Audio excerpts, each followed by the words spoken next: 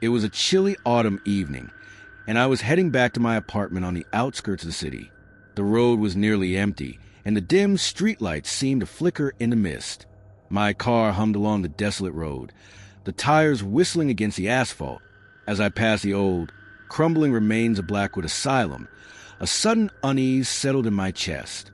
The once grand institution now stood as a silent monument to a forgotten past. Its towering, decaying walls were barely visible in the fading light, but they felt menacing, like an ancient, dying thing that was too stubborn to surrender. For a brief moment, my car's headlights flickered, casting strange shadows across the dilapidated structure.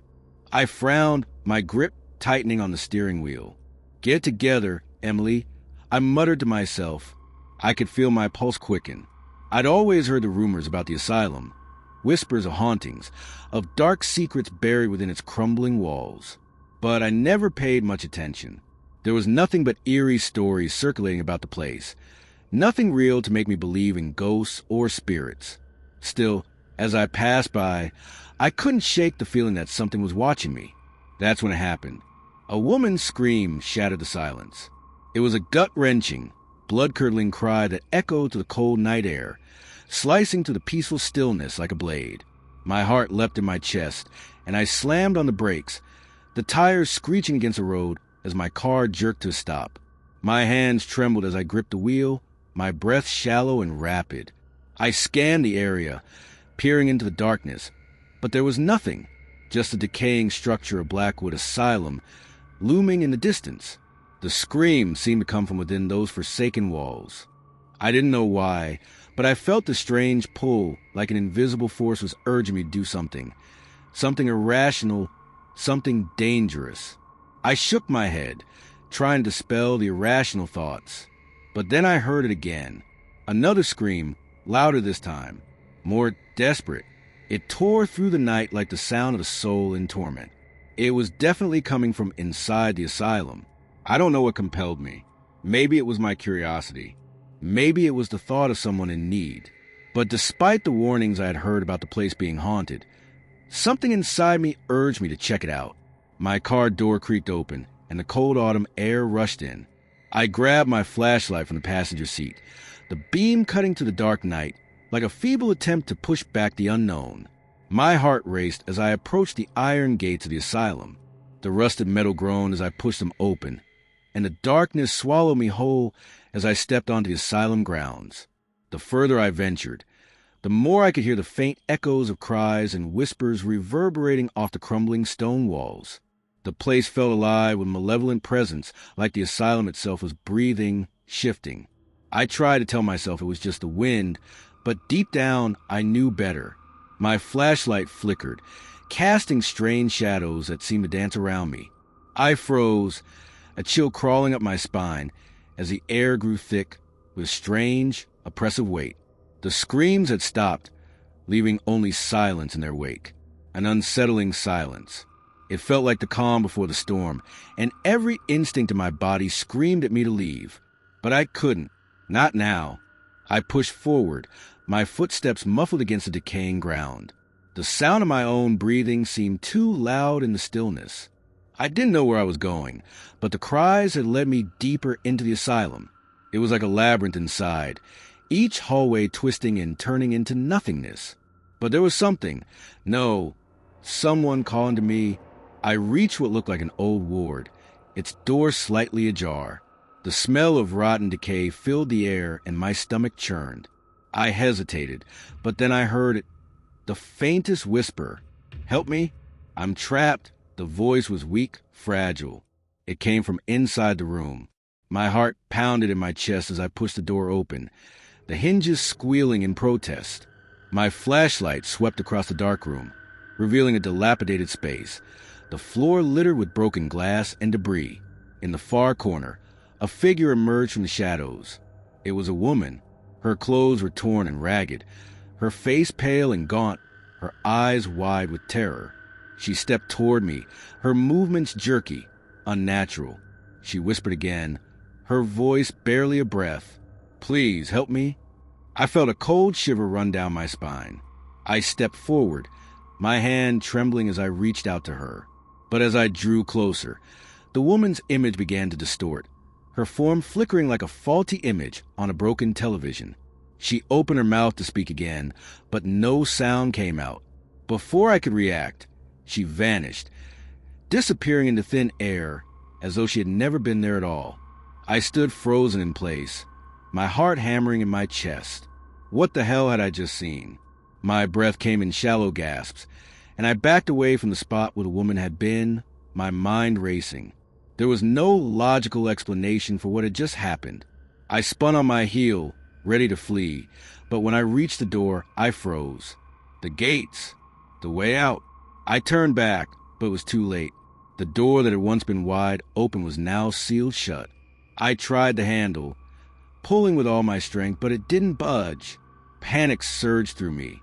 This wasn't happening. This couldn't be happening. I ran through the asylum, desperately searching for another exit, but it was as if the building itself had become a maze, trapping me inside. Each turn led to a dead end. The hallways twisted and contorted, and the walls seemed to close in around me. The whispers from before had returned, louder now, chanting my name. Hours passed, or maybe it was days. Time seemed to blur together in that place. I had no sense of how long I had been wandering the asylum's halls, but the desperation was overwhelming.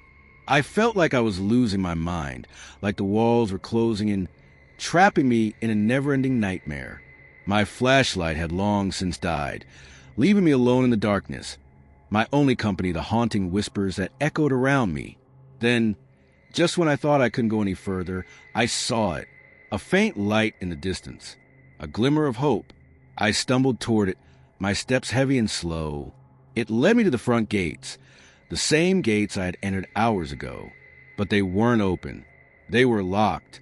I banged on the rusted metal, screaming for help, but there was no one there. I collapsed to my knees, my body trembling. I could feel the coldness seep into my bones, and in that moment, I realized something. I wasn't going to escape. The last thing I remember is the sound of a key turning in the lock. But when the gates opened, there was no one there. The next morning, my body was found outside the asylum, lifeless and cold. I had no memory of how I got there. My hand was clenched tightly around something. When they pried my fingers open, they found a small, old key, one that didn't belong to anything in the outside world. The authorities had no explanation for my death. They didn't understand how I had gotten out of the asylum, or why I had been so close to the gates. But for those who know the story, there is one truth. Blackwood Asylum doesn't let go of its prisoners so easily, and I had become one of them. I never left, and neither will you.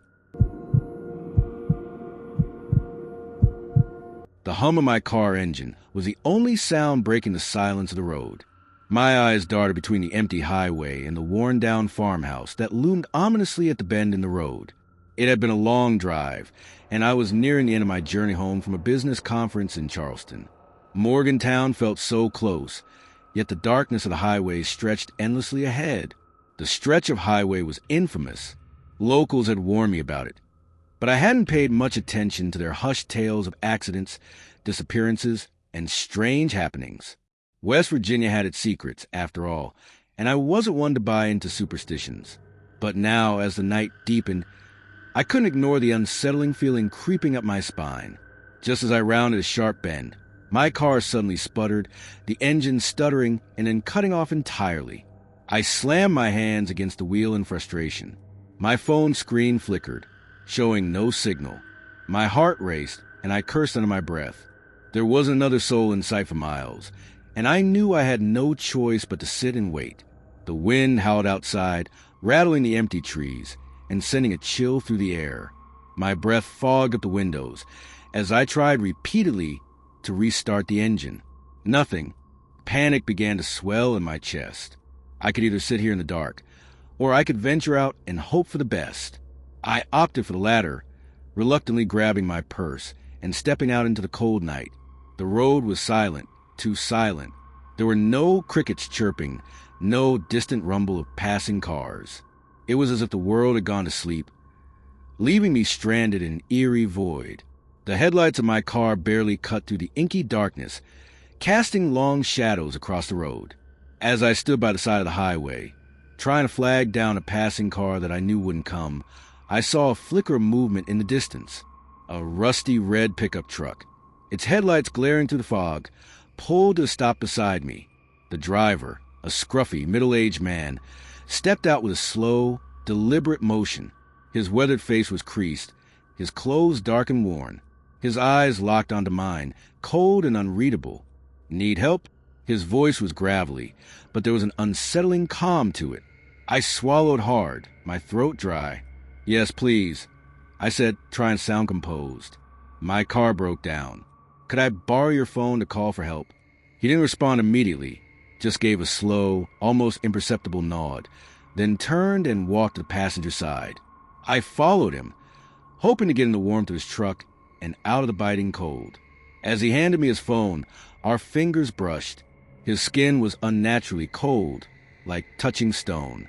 "Thank you," I said, dialing the roadside assistance number, my voice shaky. The call went through with a crackle, and after a few moments, I relayed my location. As I spoke, I glanced back up at the man. He stood still, barely moving, his eyes never leaving me. I tried to ignore the prickling sensation on the back of my neck, but it was hard. There was something off about him. Once I finished the call, I handed the phone back. "Thanks again," I said, but he only nodded without another word. He climbed back into his truck and drove off, his headlights fading into the fog. I watched him go, the unsettling feeling creeping back. I returned to my car, hugging my arms around my chest as I tried to calm myself. The wind howled louder now, and the temperature seemed to drop even more. I got back in the car and locked the doors, my eyes darting to the rear-view mirror. And that's when I saw him again. The man from the truck was walking down the road behind me, but something was wrong. His steps were too smooth, too fluid. His feet didn't seem to touch the ground with the same weight as a normal person's. They slid over the asphalt like a shadow. A chill ran down my spine as I blinked, convinced my mind was playing tricks on me. When I looked again, he was closer, too close. I could see the faint outline of his figure, but the fog obscured most of his features. His head was tilted at an odd angle, and there was something unnatural about the way his legs moved. He wasn't walking anymore. He was gliding, hovering over the ground, his body contorting unnaturally with each step. I slammed my foot on the brake, my heart pounding in my chest. What the hell was happening? In a panic, I spun around in the seat, my eyes locking onto the road behind me. The man was gone, vanished, just like that, as if he had never been there at all. But I could still feel his presence in the air, heavy, suffocating. My hands shook as I grasped the steering wheel. The only sound was the echo of my own ragged breath in the car. Minutes passed. Every second felt like an eternity. I jumped at every sound, my body tense, waiting for something to happen. And then, finally, a tow truck appeared. The bright lights cut through the fog like a beacon, and I felt a wave of relief wash over me. A man in a yellow jacket climbed out of the truck, looking around before noticing me in my car. "You okay, ma'am?" he asked, his voice rough with exhaustion. "Yeah," I whispered, my voice trembling. "I think so." He hooked up my car, doing his job without much conversation. But as he worked, my eyes wandered once more. Through the windshield, I caught a glimpse of something that made my blood run cold. That rusty red truck. It was parked by the old farmhouse, where it had been before. The fog seemed to thicken around it, curling like tendrils around the vehicle. The same truck, the same eerie silence. But now, I could see it more clearly than before, and there was no driver. My stomach twisted in knots as a realization struck me with horror. The man in the truck. He hadn't just helped me. He had been waiting for me, waiting for years. His ghost was trapped in this eternal loop, forever offering assistance to those who dare drive through that forgotten stretch of highway. I felt the air grow colder and I shuddered, pulling my coat tighter around my body. The tow truck driver finished his work and gave me a nod. I didn't say much in return, too shaken to speak. As I drove away, my eyes kept darting to the rearview mirror, half expecting to see the gliding figure of the man. But the road was empty, at least for now, and I knew deep down that I had narrowly escaped something far worse than a simple breakdown. The forgotten highway had claimed its latest victim, and somehow I had been lucky enough to survive.